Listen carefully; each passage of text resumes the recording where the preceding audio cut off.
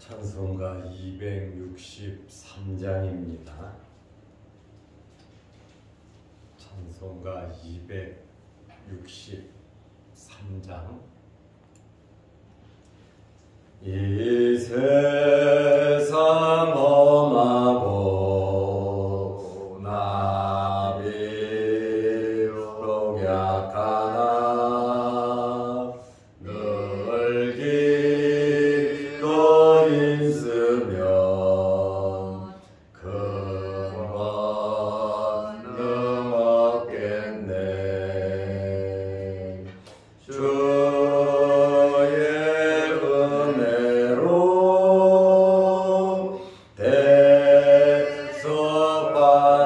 대속받아서 피와 같이 붉은 죄 눈같이 희겠네. 주님의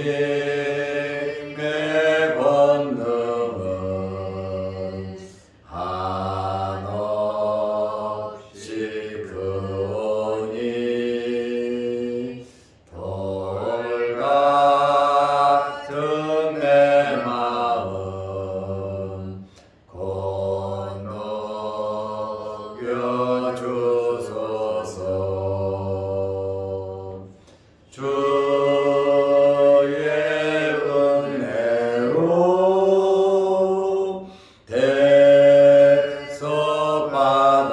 대속받아서 피와 같이 붉은 죄 눈같이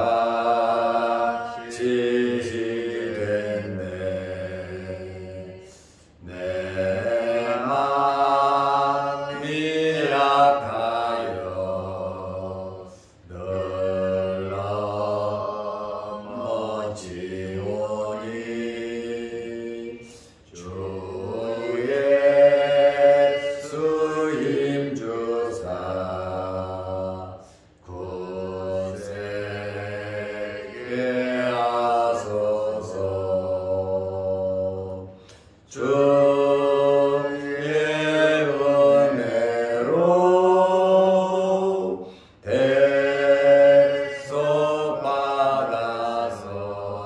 대속받아서 피와 같이 붉은 죄 눈같이 희겠네. 죄 사함 받은 후 새 사람 되어서 주 앞에 서는 날 늘 찬송하겠네. 주의 은혜로 대속받아서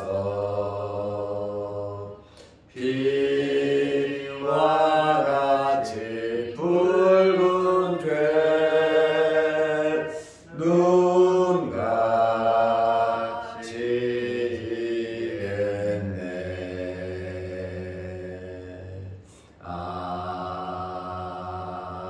아멘.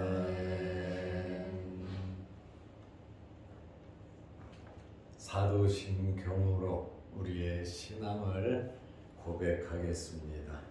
전능하사 천지를 만드신 하나님 아버지를 내가 믿사오며 그의 아들 우리 주 예수 그리스도를 믿사오니 이는 성령으로 잉태하사 동정녀 마리아에게 나시고 본디오 빌라도에게 고난을 받으사 십자가에 못 박혀 죽으시고 장사한 지 사흘 만에 죽은 자 가운데서 다시 살아나시며 하늘에 오르사 전능하신 하나님 우편에 앉아 계시다가 저리로서 산자와 죽은 자를 심판하러 오시리라. 성령을 믿사오며 거룩한 공예와 성도가 서로 교통하는 것과 죄를 사하여 주시는 것과 몸이 다시 사는 것과 영원히 사는 것을 믿사옵나이다. 아멘. 하나님의 말씀 누가복음 1장 5절에서 7절 말씀까지 보겠습니다. 유대왕 헤롯 때에 아비야 반열에 제사장 한 사람이 있었으니 이 이름은 사가랴요 그의 아내는 아론의 자손이니 이름은 엘리사벳이라. 이 두 사람이 하나님 앞에 의인이니 주의 모든 계명과 규례대로 흠이 없이 행하더라. 엘리사벳이 잉태를 못하므로 그들에게 자식이 없고 두 사람의 나이가 많더라. 아멘. 7절 말씀까지 보았습니다. 오늘은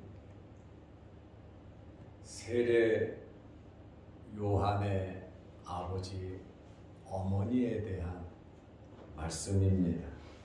아직 세례 요한은 태어나지 않았습니다. 그리고 오늘 이 사건은 세례 요한이 태어나게 된 배경, 아버지, 어머니 이야기까지 나온 것은 사복음서의 누가복음밖에 없습니다. 이 말씀을 통해서 여러분들에게 은혜가 되시기를 바랍니다. 세례 요한이 태어난 역사적인 시기와 그 부모를 설명하고 있습니다. 누가복음 1장 5절에 보면 유대왕 헤롯 때의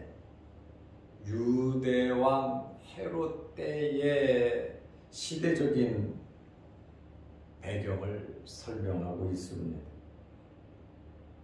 예수님 시대에 예수님을 잡아 죽이려고 한 왕이 이 헤롯입니다. 일명 대헤롯이라고 이렇게 말을 합니다. BC 37년에 즉위해서 BC 4년까지 왕으로 있었습니다. 이 헤롯은 이둠의 출신이고 에서의 후손입니다. 그러니까 이 헤롯은 유대인이 아니고 이방인이다. 그 말입니다. 이방인이 유대인의 왕이 되었다.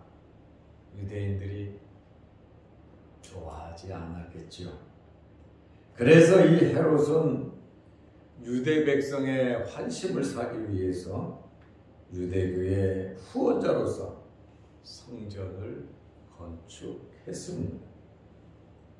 그리고 성벽을 수리하고 또 많은 공공 건물을 건축해서 유대인들에게 서비스를 이렇게 했습니다. 그렇다 보니까 유대인들이 그래도 우리 민족을 위해서 일을 하네. 성전도 건축하고 성벽도 수리해주고 관공서도 지어주고 편의시설도 지어주고 이 사람 괜찮네. 이렇게 유대인들에게 환심을 사기 위해서 헤롯은 노력을 했습니다. 그러나 이 왕을 누가 임명을 하냐면 로마 황제가 임명을 합니다. 그렇다 보니까 얼마나 로마의 아부를 떨었는지 모릅니다. 그리고 헤롯은 자기 정권을 유지하기 위해서 정적들, 반대자들을 철저하게 제거했습니다. 그렇다 보니까 한 30여 년 왕으로 있을 수가 있었습니다. 심지어 자기 아들들도 죽였고 아내, 장모, 처남, 삼촌 할 것 없이 아주 잔인하게 자기 마음에 안 들고 누가 안 좋은 소리 이야기하고 반란을 일으킨 조짐이 보이고 그러면 가차없이 누구든지 잡아 죽인 사람이 바로 이 헤롯입니다.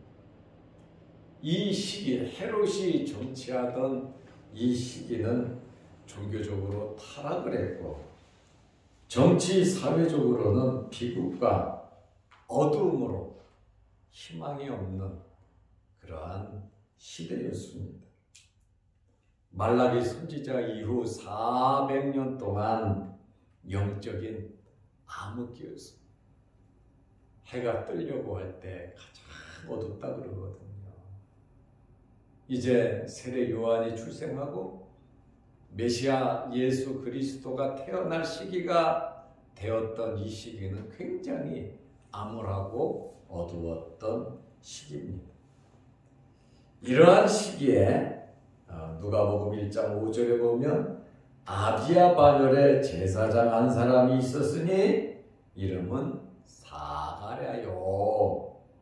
그의 아내는 아론의 자손이니 이름은 엘리사벳이라 하면서 세례 요한의 아버지가 나오고 세례 요한의 어머니가 나옵니다.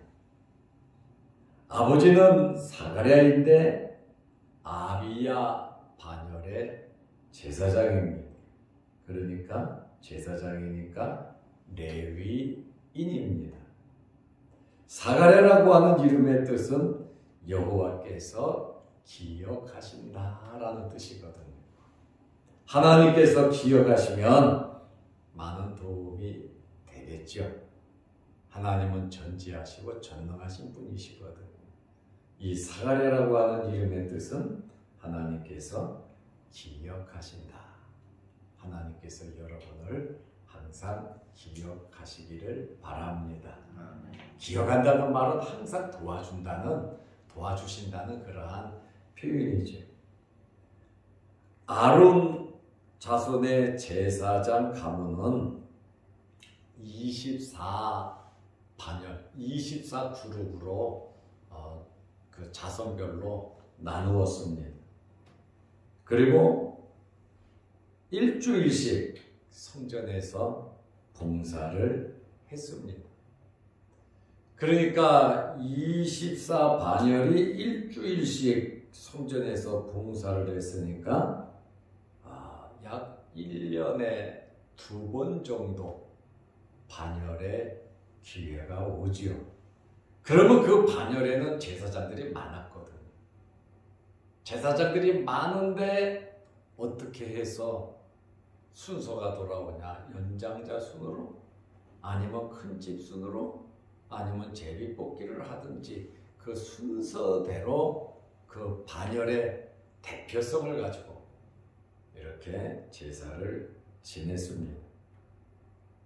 여기 사가랴는 아비야 반열이라고 말을 하고 있잖아요. 아비야 반열은 8번째 반열입니다. 1반열에서 24반열까지 명단이 쫙 나와 있습니다.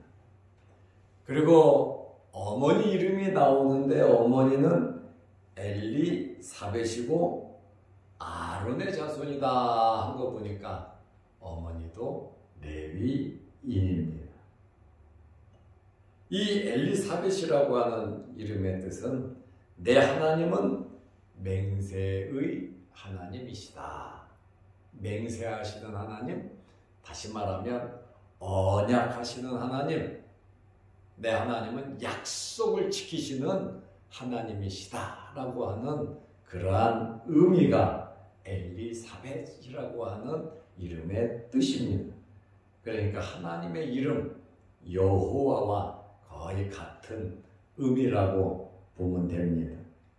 그러니까 이 두 부부는 사가랴와 엘리사벳은 모두 제사장 가문이에요. 그러니까 굉장히 영예로 여기는 명예스러운 그러한 집안이다. 이렇게 말할 수 있습니다. 그러면 세례 요한의 부모의 신앙과 그들의 삶은 어떠했겠는가? 제사장이고 그 가문인데 삶이야 어떠했겠습니까?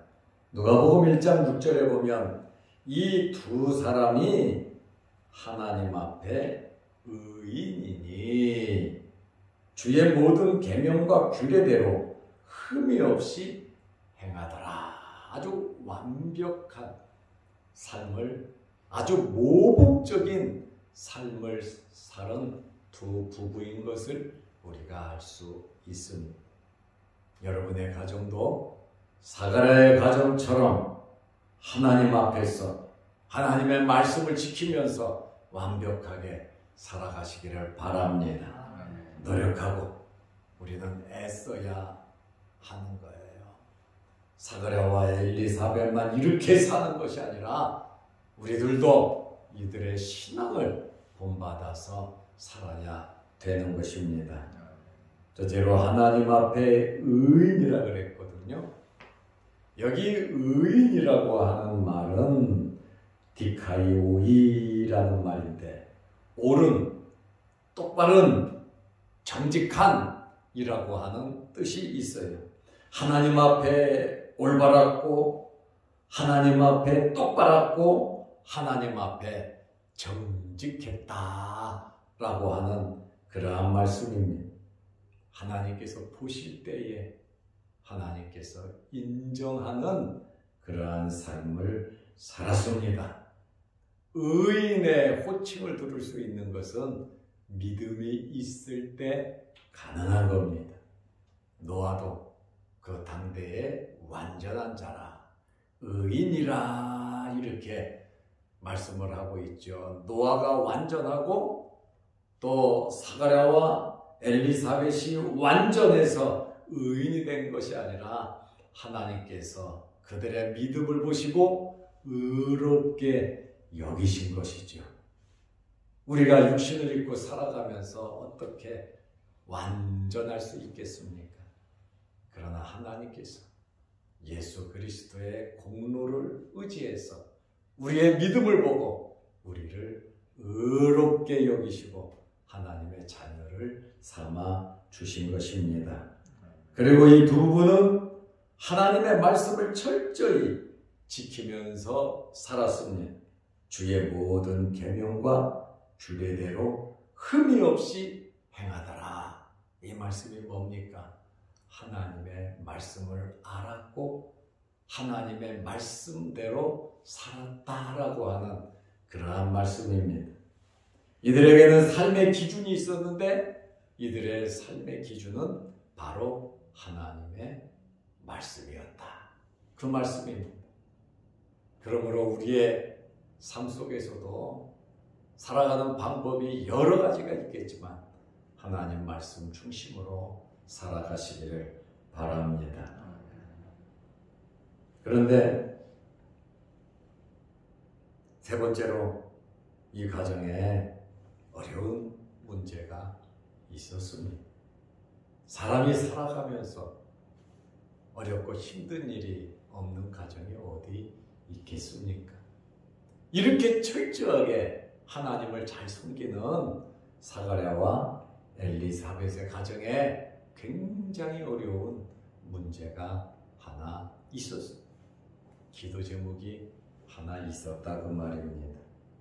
누가복음 1장 7절에 보니까 엘리사벳이 잉태를 못함으로 참 모든 것을 다 갖췄는데 무엇이 없냐면 자식이 없었습니다. 그들에게 자식이 없고 두 사람의 나이가 많더라 이렇게 말. 성경에 보면 정말 믿음 좋은 신앙 좋은 사람인데 그 가정에 자식이 없는 경우가 있어요. 그러나 성경의 내용을 보면 전부 다 자식을 낳았습니다. 하나님께서 기억하시고 그들의 기도를 들으시고 그들의 삶과 헌신을 보시고 하나님께서 문제를 해결하시고 자식을 주셨습니다. 돈 버는 것보다 사실은 힘든 게 자식 낳는 거 아닙니까? 자식을 어떻게 우리가 마음대로 할 수 있겠습니까?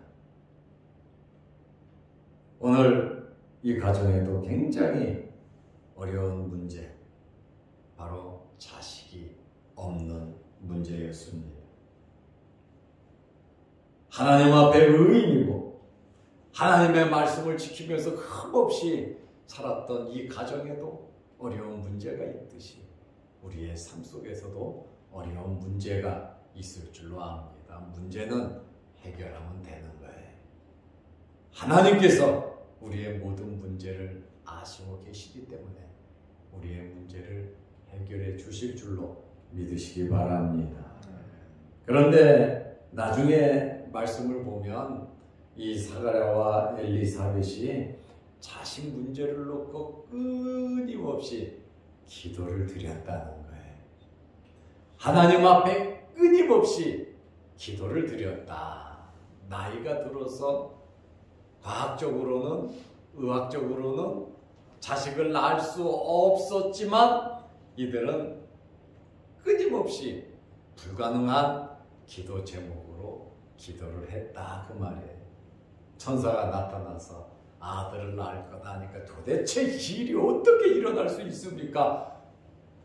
염려하고 걱정하고 의심을 하면서도 하나님 앞에 끊임없이 어려운 문제를 가지고 기도했다 그 말입니다. 나는 믿을 수 없지만 하나님은 하실 수 있다는 믿음으로 기도를 한 것입니다.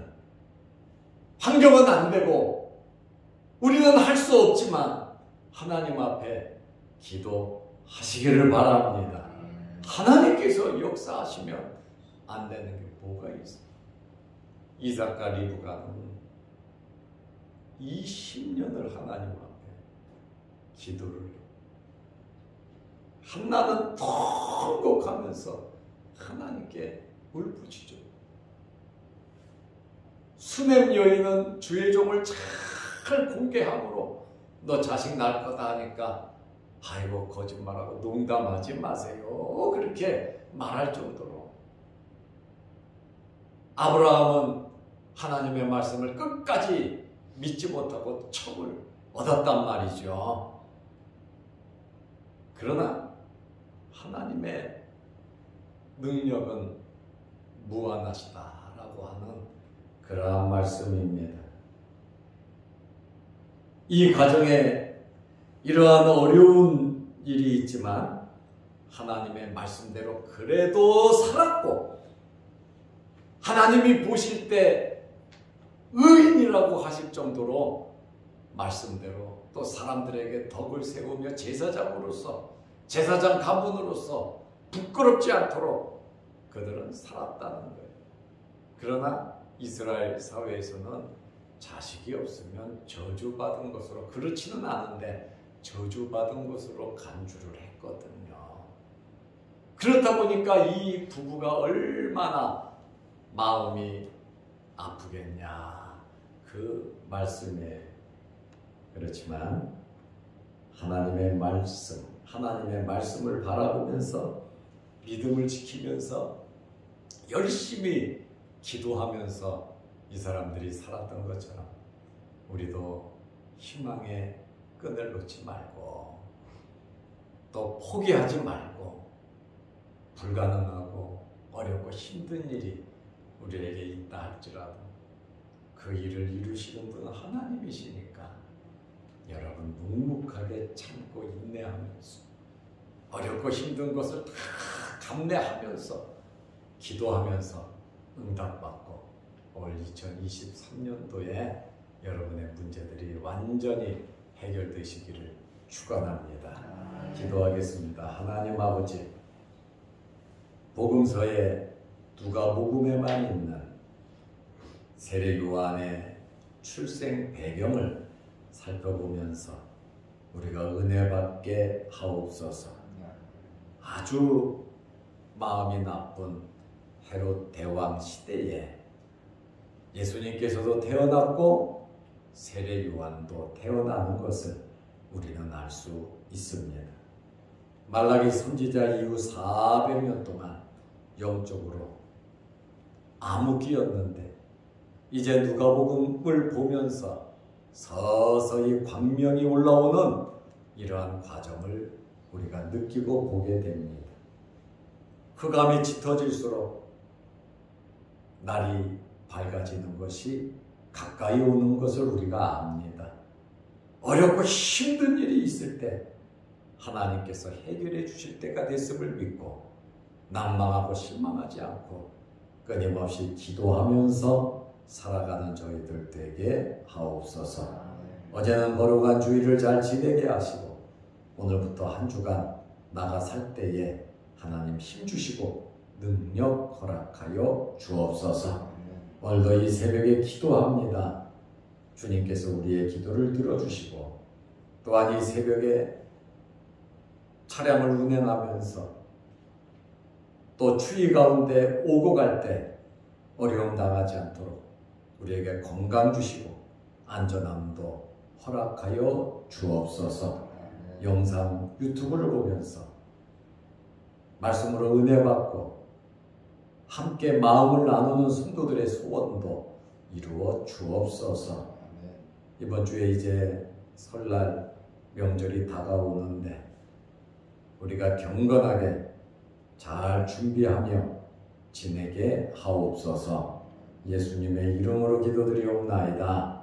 아멘. 하늘에 계신 우리 아버지여, 이름이 거룩히 여김을 받으시오며 나라의 마옵시며 뜻이 하늘에서 이룬 것 같이 땅에서도 이루어지이다. 오늘날 우리에게 일용할 양식을 주옵시고 우리가 우리에게 죄지은 자를 사하여 준 것 같이 우리 죄를 사하여 주옵시고 우리를 시험에 들게 하지 마옵시고 다만 악에서 구하옵소서. 대개의 나라와 권세와 영광이 아버지께 영원히 있사옵나이다. 아멘. 자유롭게 기도하시기 바랍니다.